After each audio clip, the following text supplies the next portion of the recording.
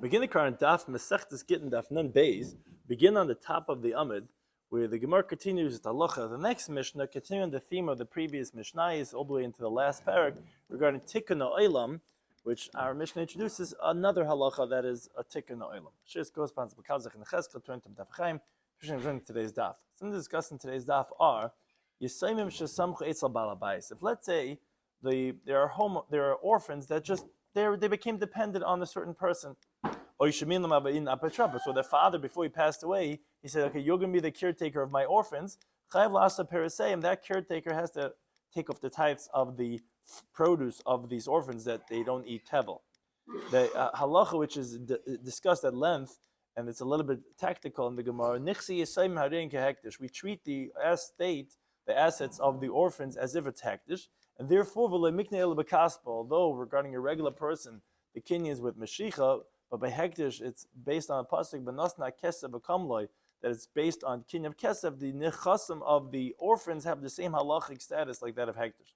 As we said, because hektish is kind of metalim b'mashiach, a regular person acquires movable items by actually drawing it to oneself, whereas hektish is kind of b'kesef with the payment of the money, and that's how the Yisayim have the halacha.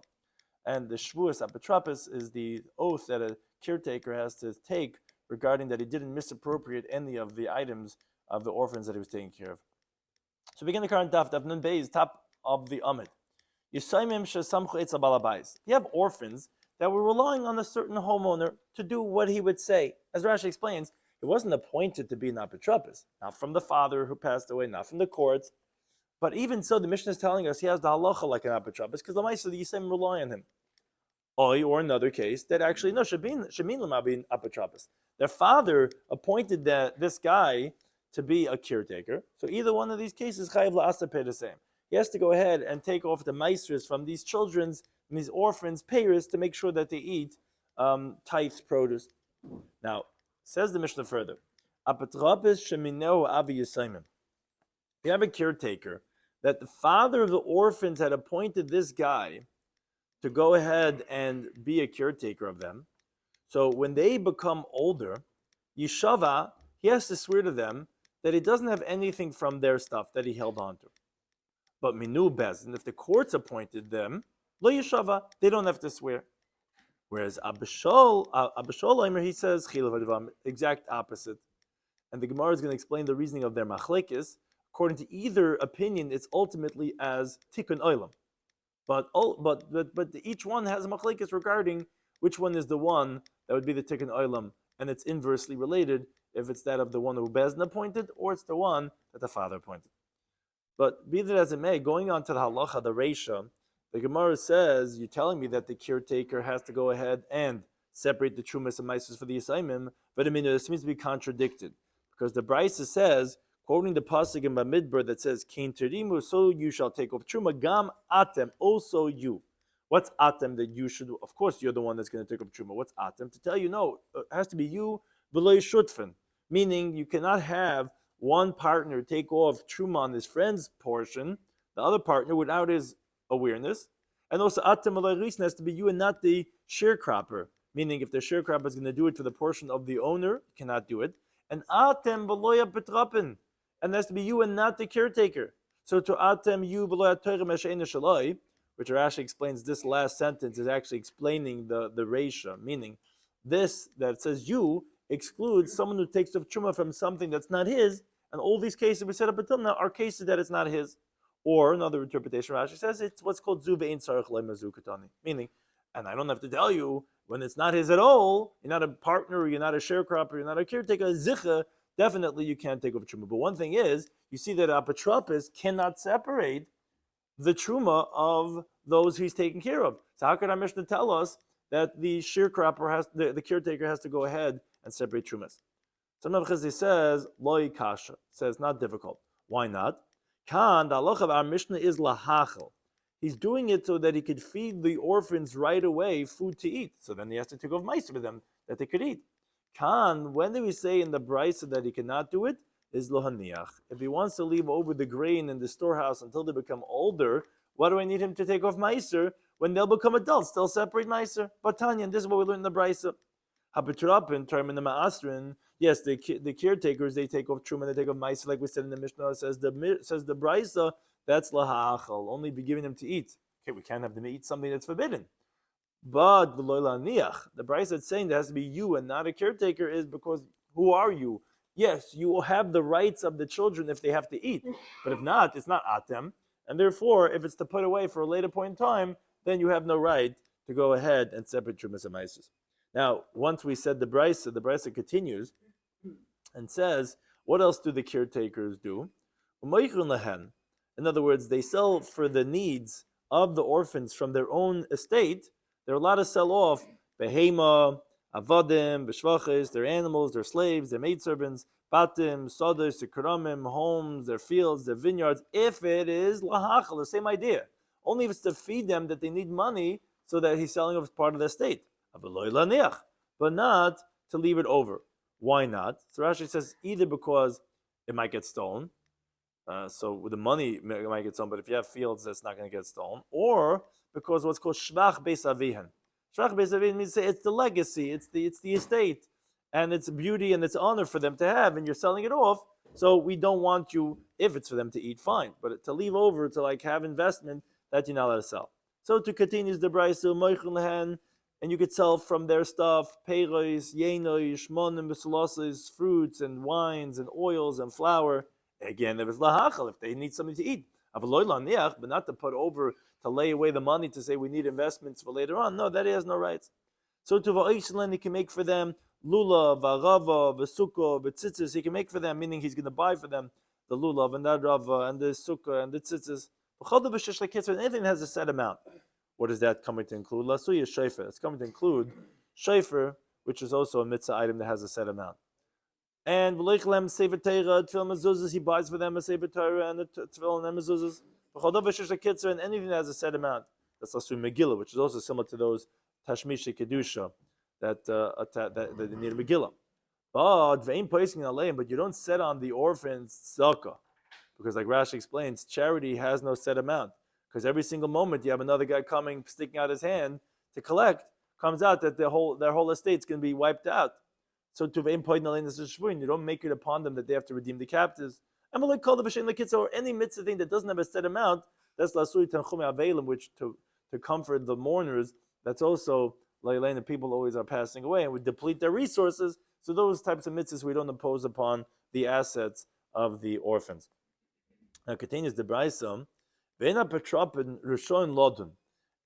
the caretakers are not allowed to litigate with someone who's trying to collect from the orphans. If he's coming to contest regarding their estate, the caretaker is not allowed to go to court to create a liability or to merit in the estate of the orphans, because maybe he's going to lose the case, and when the orphans get older, they'll have a court case with him. So the Gemara says, wait a second, why can't this caretaker litigate with that guy to win the case? So why wouldn't that be a din Torah? So the Gemara says, no, what we were saying is, ein rishon lodin, they're not allowed to litigate, lachuv, if it's going to create a liability, even though it was amanas lazakas b'nechas yisayim. So if what happens if he thinks he's going to win the case, and then he loses, the orphans don't lose. He has no rights to make it worse for them, and therefore we say, okay, leave it till they become adults. So too continues the Brisa.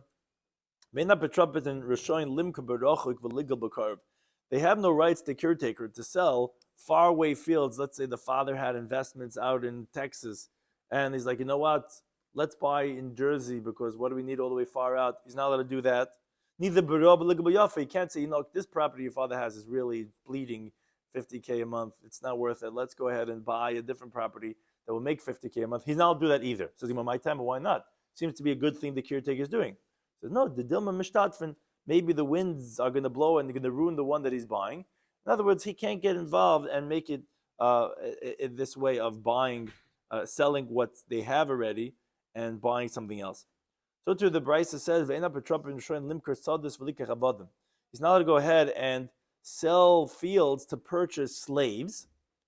What he is allowed to do is he's allowed to sell slaves and buy fields. And the reason for that is because fields are more permanent. Karka is there, a slave could die. So you can't sell a a field to buy a slave, but you could sell a slave to buy a field.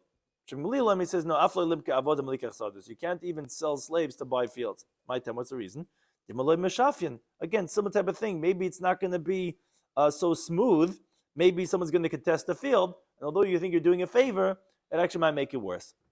So too, says the Brisa further, the caretakers are not allowed to go ahead and free the slaves, meaning even if the orphans are not going to lose. What does that mean? Let's say the slaves are coming to redeem themselves with money. How does a slave have money?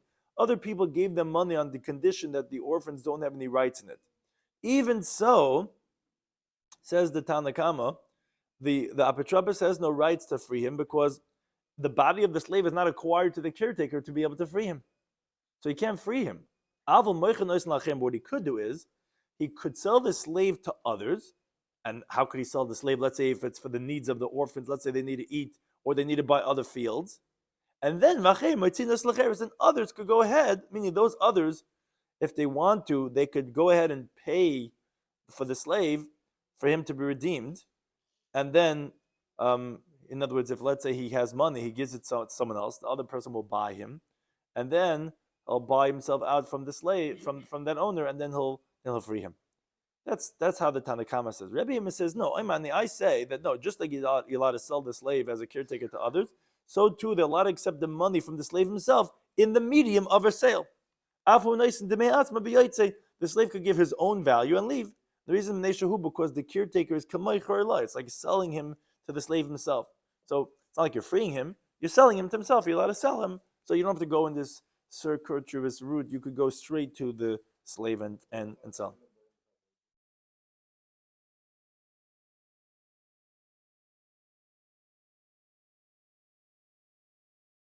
You're not freeing him, you're selling him.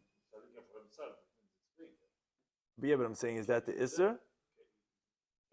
That seems, maybe that's part of the Machlek, is if that what's considered freeing or selling, but like, well,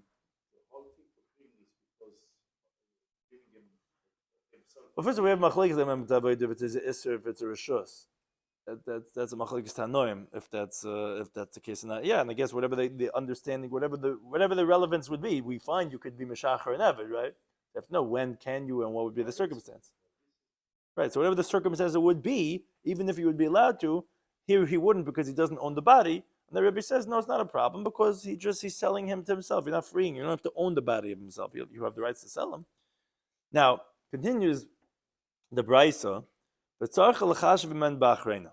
At the end, he has to make a cheshbon, a calculation with them. When they become adults, he has to calculate with them and he has to swear that he doesn't have anything remaining from their monies.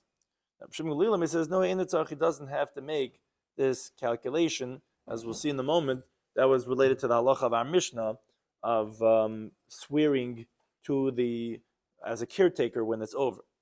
Moreover, says the Brisa, you cannot make a caretaker of nashim, of women. The reason for that is, because says Rashi, because women are not usually such good business dealers, because they don't come and go through that effort. Vavadim, and neither can you make a slave because they're not trustworthy, and the ketanim because they're not they don't have intelligence. But the imin and aviyasem, but if the father of the orphans appointed a woman or a slave or a minor, that's obviously his option. He can do whatever he wants to do. Now the Gemara brings a Brisa, a story. There was a caretaker that was in the neighborhood of Reb Meir. He was selling the orphans' fields and he was buying slaves. And Reb Meir did not let him, as we mentioned before, because slaves can be depleted. So you can't sell a field and buy slaves. So Reb Meir didn't let him. But they showed Reb Meir in the dream, I'm trying to destroy and you're building, meaning as if Hashem is trying to deplete, or whoever it is that was talking to him, deplete the estate of the orphans, because their caretaker is going to go ahead and buy slaves, which could be depleted versus that of a field, and you're trying to build by preventing him from selling. Even so, Reb Meir did not pay attention to what his dream was, because Amri said, Divrei chaloimes le'malam le'meridin. As the Gemara says in Sanhedrin, that the words of dreams, they don't take you up, they don't take you down. We don't really pay attention to a dream. So this is the halacha, didn't care that he had such a dream. A similar story with Reb Meir, that someone was trying to destroy and he was trying to build. Hanabei Trey, the well-known story, there's these two individuals, the Garbu Satan, that the Satan, the insightful element in the world, was trying to provoke these two people. The Cholbei Shimshi, every Erev Shabbos, right before by Shkia time, have a kominzi bahadi adadi. These two people were fighting with each other. And that's what the Svarim tell us, that Erev Shabbos, that the couple will always, the Satan tries to get them to fight. Zeker Meir Lahasar, Meir went over there. It was a Chassid Shemasa, the Rebbe came Erev Shabbos, the Balagula. And like Kvinut Tlosa Bei Shimshi, 3 Bein Hashmashes, 3 times by twilight, right before Shabbos, he stopped them, Adavalu Shlama, until he made peace with them. So Shamei, he heard the Satan, the comment that was saying, Vai the Afkir the Meila who governed Mebese. Woe that Remeir threw this guy out of his house, meaning just like a virus takes over the whole cell, the Satan was a balabus over there. He's able to make them fight every time Erev Shabbos. Remeir made peace 3 times, and then he's kicked him out, kicked the Satan out of his house, that again, he was trying to destroy, and Remeir was building. Now,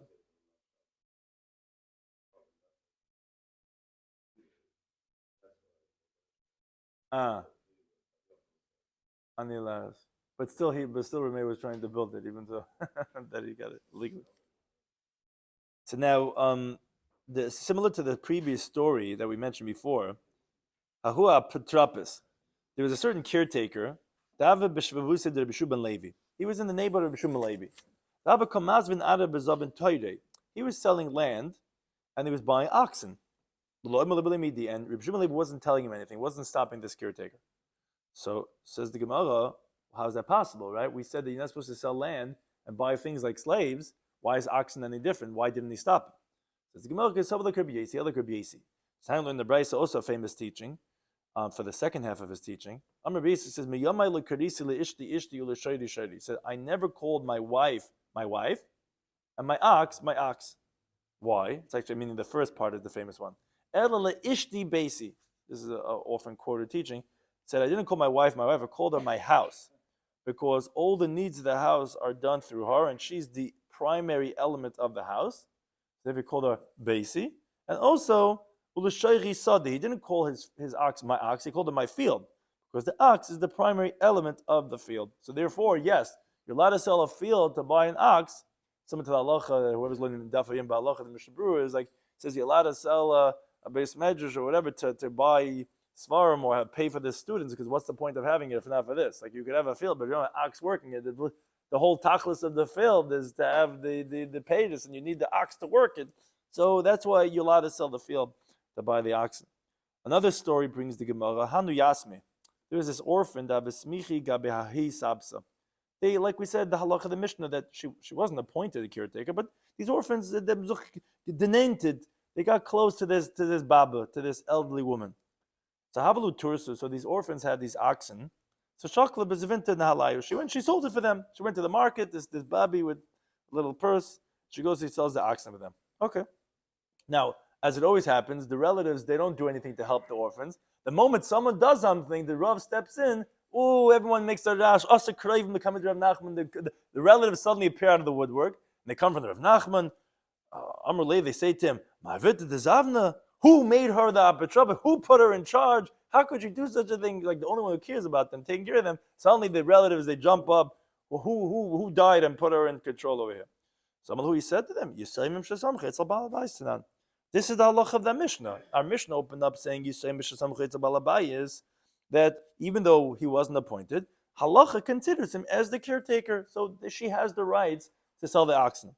But the relatives didn't back down. Well, Yaker, look what happened. She sold the oxen, $500. Now, a few days later, oxen are going $1,000 a piece. It went up. So Rav Nachman Bishus Yaker. It went up in the domain of the buyer, Vosvolster. That now price went up. So they said back, but yes, she didn't take the monies yet. She didn't collect the payment from the buyers of the oxen. And Louis said, if that's the case, that's different. Hainu dirav chaniloi, but idi amar shmo. So what's this talking about? So to briefly introduce, as we mentioned before, that by a regular person, when he buys a movable item, let's say the ox in the case over here, the sale is finalized only when they pull the item in the domain, which in this case, the people, the buyers, they already took the ox. However, mois are not kindness. If you didn't do Mashiach and you just gave money, still back out. But this halacha by hektish is kind of with kesef, because of the pasuk b'nasna kesef. But it says you're going to give the money and it's going to be yours. So the reason why that's so important is of the following halacha. Shmuel says, the Amr of Chanilor Bar Idi Omer Shmuel says, Nichse Yisaimim, the state of the orphans is very unique. Harein kehektish, we treat it like hektish. And the reason for that is because we want to take care of them, and just like hektish, we give them the upper hand. Orphans we also do. And therefore, the acquisition is only going to be with money. Like we said, it says in the pasuk v'nasna kesef v'kamlei. And therefore, it's not applicable the fact that Mashiach was done. So therefore, Rav Nachman says, you're right, the orphans could back out, because although the Babi already made the sale from the oxen, but no monies were given over yet, so they was not considered bought yet, and since price went up, they could back out. Now this gets us into hold the conversation, but first the Gemara brings one more vignette. Chamre de Rabbana Ukva, the wine of Rabbana Ukva, who was Yasma, who was an orphan. Mashchua, the buyers, they did Mashicha from the caretaker of Rabbana Ukva, Barba, 4 zuz a barrel. But then by Yaakov become Bashita Shita, then the price shot up, and then suddenly 6 zuz a barrel. So also coming to Rav Nachman, came from Rav Nachman. Amlu, he said to them, Hein Rav Chanel Loi, Bar Idi. Rav Chanel Loi, Bar Idi, Omer Shmuel, says, Nichsi Yisayim Marden Kehektish. This state of the orphans is like that of Hektish, but like Miknel, but Kaspa. The fact that Mashiach was done the barrels, but they didn't pay yet, okay, that this orphan could back out, and he could demand the higher price of 6 zuz a barrel. Now the Gemara gets a little bit complex. Says the Gemara is going to say many different types of cases and what the halachas are going to be. Moshuch peri miyasmi. What happens if the Yisayim sold their fruits to a person, and the Lekech made only Mashicha, and now Ayakar? The price went up. Says the Gemara, this is the halacha we just said before, that the Yisayim can retract and request a higher price because you need to give money. The fact Mashiach was done is not good enough, although if I had it, it would be, but since we treat Yisayim like Hektish, it's not enough. What about Zol? What about if the price went down? So if the price went down, you would say, hey, wait a second. Maybe the Lekeach could be Chayzer. Because, like Hektish, it wasn't done deal yet. I overpaid. I want to back out. No. Says the Gemara, Lo yehi koyach hedjit, chama me Hektish. You can't say that the power of a regular person will be greater than the power of Hektish. Meaning, by every regular person, you could back out as long as Mashiach wasn't done. But the moment you did Mashiach, you pulled it, you cannot back out. All the more so, these cases, which they're like Hektish, we only made it like Hektish to make it better and stronger, not to ruin their power. So therefore, the Lekech cannot be Chayzer, even though there was no Kinyan Kesef yet, because the Yisayim cannot be treated worse than the Hedjah for Mashiach as a final Kinyan. So it's a done deal already. So we're only going to make them like Hektish for the better when it goes up, but not for worse when it goes down. Case number 2. Amshichu, let's say the Yisayim purchased fruits from a person, and the sellers did Mashicha Lahu Peri Liyasmi, meaning the orphans, they bought, and they did Mashicha on Peris that they bought from others, but the orphans didn't give money yet. What's the halach over here? Says the Gemara, Ayakir, if the price goes up now and the sellers want to back out. Because wait a second, you guys are orphans. Orphans only acquire with money. So although you guys took it already, but it's not a done deal. And we want to back out because now we can get double the price. No. Again, the same svar we said before. You can't say that the power of a regular person will be greater than that of Hektish. And since these common people, since the orphans did Mashicha, so for sure here when it's orphans, when we give them a stronger hand, for sure the sellers cannot back out. What's this if Zol? What if the price went down? So says the Gemara, Sav Mina, they thought to say, Hein Rav Chanilor Bar Idi. This is where again it's a little bit halting cup. You have to hold your head over here. That Rav Chanilor said that, okay, when it's for their benefit, they could back out, the orphans. So here, where it went down, the Yisraelim would want to back out and say, okay, wait a second, we're not buying this now. We can get much cheaper. I went to Costco, and now they're half off. I can get half off now, so let it not be a done deal yet. Says Gemara, no. This is a new concept. That'll be bad for them. If you let the Yisraelim to be backing out in this case, it's going to make it worse for them. Why?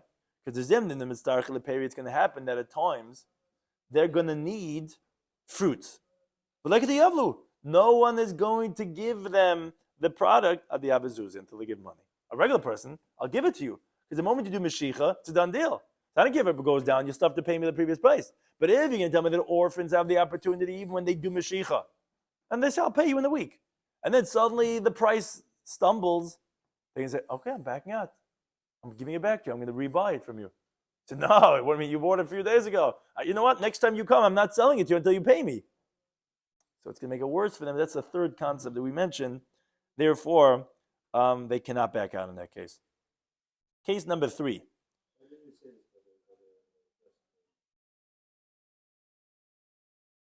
Which case? He was selling the wine. Here they're buying. Here it's a svara that when they're going to try to buy, you want to know people won't buy from them. That's still a little bit different than what we're saying over here. It's when they're going to want to buy, no one's going to give them until they pay. So that's very harsh for them. Selling is different. Okay, fine, you won't, whatever, this and that, but like coming to buy, the Gemara understands that to be more severe on the orphans.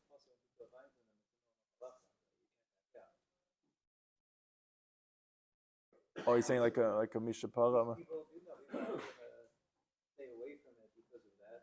That's the regular commerce. Right, because exactly that's nechsi yisem. Right, well, that's like hektish. I mean, well, said that when it goes up in price, that he was able to back out. The regular person can't back out in such a situation because they did Mashiach already. But we gave him the rights to back out because like hektish. So yeah, it is a little bit that you'll say, hey, maybe people are not going to buy until, but that's still what they have the opportunity to pay if they want to. So it's something that they have the options. So case number 3 is Yavi Yasmi Zuzia Peri. Okay, what happens if the Yisraelim purchased fruits and they paid only money? What's halacha now? Zol, if the price goes down, okay. You can't say a regular person is going to be more strict, meaning better off than hektish. So the Yisraelim could be chayzer. Because even though there was kesef, but we only said kesef is a final opinion for the orphans to make it better for them, not to make it worse. Since there was no Mashiach, and the regular person could back out, the price went up, you know what, I don't want it for this price. So they could back out. What happens if a yaker? What happens if the price goes up and the sellers want to back out? Because like, oh my gosh, we can get 3 times the price right now. So Savimina, they thought to say that that they cannot back out because no, it's a done deal already because we gave money like hektish. And here again we have this third svara that Rabbi Shloimy Schwartzberg says no. If you're not going to let the sellers back out, it's going to end up being bad for them. Why is it going to be bad for them? So Gitin Daf because the sellers are going to tell them, oh, nisr for chitchem ba'aliyah. Sorry, your wheat burned in our upper story. In other words, if you're saying that what they bought was bought with money, even though they didn't do Mashiach yet, so it's theirs. So let's say it takes a week till they do a delivery. They just say, oh, sorry, we had a fire, it was your stuff. And he's not going to bother to try to save it because it's theirs, not mine. Now, Rashi does say, if you're going to say, wait a second, why can't you say that that's going to make it worse for the orphans and it shouldn't be more severe, the koyach hedir cham mehektish? By hedir, we don't say that. Hedir, we say that it's going to be the loss of the seller, not the buyer. Says Rashi, you can't say that. Because since regarding backing out, you're saying it's not in the possession of the seller. You're saying that the buyer, you're saying that the seller, if you're saying the seller can't back out, that we consider already as the orphans, then regarding a fire also, it's not in his possession. Because this regarding the regular person that we say it's in the possession of the seller, that it's going to be his loss if there's a fire, never he's going to have to save it. Well, that's the same reason, because of the benefit that he gets, that it's considered in his domain, that he can back out. So you have to pick one or the other. Can't say, oh, for that we'll consider it like b'shus hameichem and that b'shus l'ker. So therefore, the moicha also can be chayzer, even though there was a kasef, because because they're going to come to tell him that it got burnt. So that's going to be detrimental for the assignment, because if a fire breaks out, the moicha will not attempt to save the fruits because the sale is already final. And therefore, in this case, we're going to say even though there was kasef, the seller could back out. Case number 4 is yavi lehu zuzi liyasmi. So if the Yisraelim sold the fruits and the Lekeich only paid money but didn't do meshicha, so they gave the money liyasmi aperi for the fruits that they bought. So the seller, the buyer gave the money to the Yisraelim who are selling, but they only gave the money, didn't do meshicha. So it says the Gemara. So if the price goes up, so lo yehi koyached yidcham mehekdesh. You can't say that a regular person will be better off than that of hekdesh. In other words, Yisraelim could be chayzer, even though there was kasef, which is a done deal, because there was no meshicha. And regarding a regular person, you could back out for sure. The Yisraelim, that even though the kasef was done, they should be able to back out.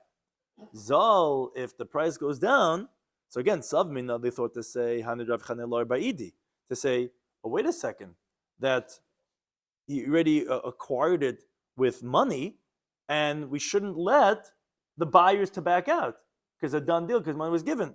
No, again, Amr Rav Shisha Brei David, he says no. Harohu lididu, that's gonna be bad for them. Why is it gonna be bad for them? In other words, we let the lekech to be chayzer, even though there was kesef, because the zimna demonstrar chelazuzi. What's gonna happen is there's gonna be times that the orphans need money. Somebody need cash. You need liquid, to be able to invest. But like the yavlu, no one's gonna give them money. Adi yavlu peri. You deliver it. COD. I'm not giving you money until I get the produce, because if you tell me I can't back out, so then I'm not giving you the money. What's the point? If I'm going to give you the money, and meaning they're saying that if the lekech wouldn't be able to be chayzer, so then no one would want to give them the money and have no payers. So the lekech would only buy the payers if they have the actual payers, and the sale is fine, but not going to want to give them money.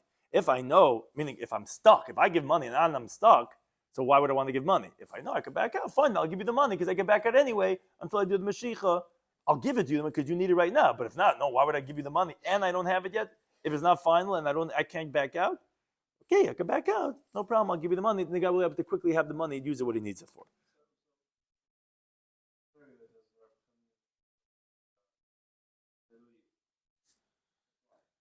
Well, we said it regarding. Well, we didn't say, let's say, but case number 2 we didn't say. We said, let's say the Yisraelim purchased fruits from a person and they made only Mashiach. So we didn't say over there. Oh, actually, there we did say it. By case number 1, let's say. Case number 1 is where the buyer did Mashiach. But hold on a second. They did Mashiach. Right. So that's why they say no, it's not considered a sale because they're like according to that. But if no one's going to want to do business with them because of this, somebody who has money will do it. Then So make sure to give money. Consider the Mashiach a sale. They can backtrack the sale. No one's going to want to do business. Why over there is what you say? Right, so that's similar to the question that was asked before with Marokko, right? That it seems like that people won't be so, like, you go to the... Right now here we have a scenario with one cell. Right, no, because we need the money, and that's the problem in that case, money. But here when there's Mashiach, well, no, but I'm saying, but here people will not hold back from doing Mashiach because the seller could back out. I mean, you go to the grocery store that's the orphans are running, and you buy some grapes, and you do Mashiach, you say, I'll pay you a few days later. And then the price goes up, so he's saying that, okay, the Yisraelim could say, I want to have the higher price. And we'll be okay. For the Yisraelim, fine, what's the greatest loss that this guy has? So he'll have to pay a higher price. I don't know, I guess it's not as, there's no money that he's investing. He's just going to, you want it, you'll have to pay a higher price. You don't want it, I'll sell it to someone else who wants to pay a higher price. Not such a loss like for to hold people back that like in some of the other cases that people can say, you know what, I'm not selling and you'll give the money, or I'm not going to give you money until you give me the product. In other words, those are things where the guys feeling it more of a pinch versus this case. Probably something like that. So that's why in conclusion we said Nichsi Samarin Kehektish only if Moshech Pei, it's really what you said. There's only really one case that we say that. Moshech Pei Miyasmi and Ayaker, that's really where we say it because the Yisayimim as the Meichim do not lose out. However, in all other cases, they're considered hektish because they would lose out if they would be considered as hektish. The Gemara brings a story related. Amar Rav Ashi says, "Anov Rav Kahana, me and Rav Kahana, chasmin and ashtara the imed zeira yasmi. We signed on a document from the mother of Zeira the orphan. The mezavna Ara, she sold the land, meaning she was like a caretaker of her son, the orphan. She sold property lecharga beloy achrazasa, which I think is Rashi and Taisus, but there was because there was there's the taxes, so they had to pay it up very quickly. Usually, you make an announcement for 30 days that this piece of property is going to be sold in court. She did it without the announcement for the taxes because the Nadar say lechraga for the taxes, and for food, and for burial. We sell without any announcements because there's no time. Taisa says really that's obvious the case of burial. It just means actually afterwards to pay up the guy that you got the funds from. But those are things that you could tell without making an announcement. Again, just another halacha regarding the caretaker selling the estate of the orphans. Another story brings the Gemara Amram Tzava. Amram the dyer, the one who would color the garments. He was a caretaker of orphans. So also Kureibim Lekamed Rav Nachman, the relatives came in front of Rav Nachman. Amalei, and they said to him, this caretaker, he's wearing the clothing, he's supporting himself from the funds of the orphans. Amalu, said to them, Rav Nachman said, yeah, that his word should be heard. In other words, it's necessary for the orphans that he should look respectable. He's going to represent them. He's allowed to take from their money to dress up nicely. So on that, they said to him, he's eating and drinking from all that. He's wasting all their money. He's partying all night. He's not a wealthy guy. How is he spending all this money? Must be he's taking the funds from the orphans. He's siphoning it off. Which the word umad, Rashi says, either because regularly a wealthy person, they evaluate him, he's worth 10 billion, he's worth 15 billion, but a poor person, no one's evaluating him. That's why the word umad is used on the wealthy person. Or the word umad means to say that he's not estimated as a person that could spend this type of money. But be that as it may, they were saying, look, this guy's living it up, and he's not a guy who has so much money. He must be taking all the orphans' money. Same he says, maybe he found a lost object. How do we know? Maybe a Metzia came his way. So but he's ruining the estate of the orphans. He's not taking care of the properties. He's chopping down trees. The guy's mamish ruining everything. Well, he said to them, says, bring me witnesses that he's ruining the properties, I'll get rid of him. Our colleague Rav Huna said, name of Rav, when you have a caretaker that ruins the properties, then you remove him. Like we learned, it's actually machlekes. The caretaker that ruins the properties, Rav Huna says, we get rid of him. The Rabbi Shloimy he says, we don't remove him. We get rid of him, and therefore, again, bring me raya, and we'll get this guy out of this position. Now the Mishnah said, a machlekes. We said, the Tanakhama said that if you have a caretaker that was appointed by the father of the orphans, Yishava, he has to swear when his caretaking is over that he did not misappropriate any of the funds of the orphans. What's the reason why he has to swear? Because he loved this, if this friend of the late father didn't have any benefit or pleasure from him, he wouldn't have agreed to be an apotropos. So if he's doing it, he probably has to give back a favor to this late father. Now, because of an oath that you're going to impose upon him at the end, that's not going to end up stopping him from the beginning from taking on this job. Because Lamaisi had some benefit from it, he will take it, and therefore we want the shvu to make sure he doesn't misappropriate. But however, the Mishnah said, Mino Bezdin, if the court appointed him, Lo Yeshaba, the court appointed caretaker does not have to make an oath. Why? Because he's basically doing a favor to the court who are desperately looking for someone to be a caretaker and take care of the orphans. So he has to be a foster parent. And you can impose upon him an oath. He's going to say, I don't need this. What do I need? I'm going to go do favors and then I'm going to have to take an oath at the end?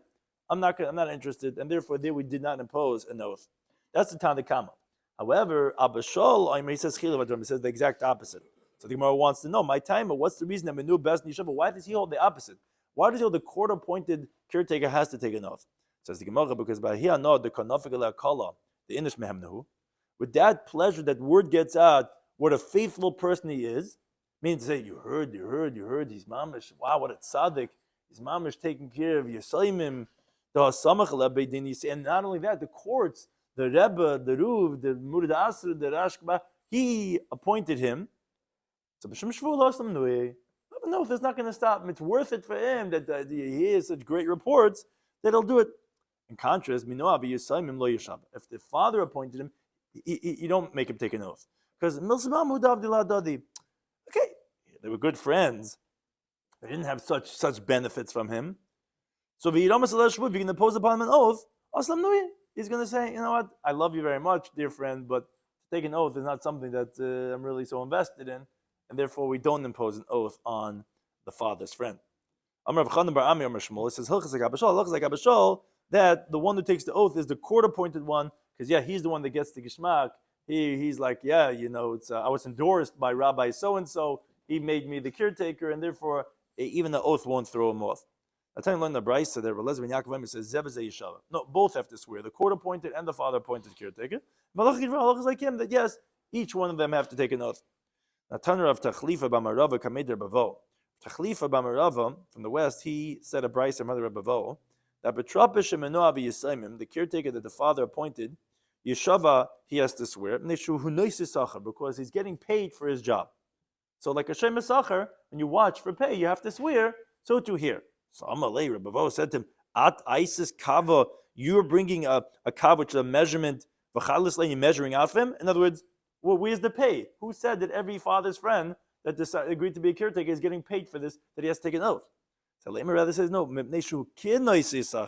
he's like someone who's carrying wages, as if he's getting paid for the job, because he wouldn't have done it had he not been done favors from the late father."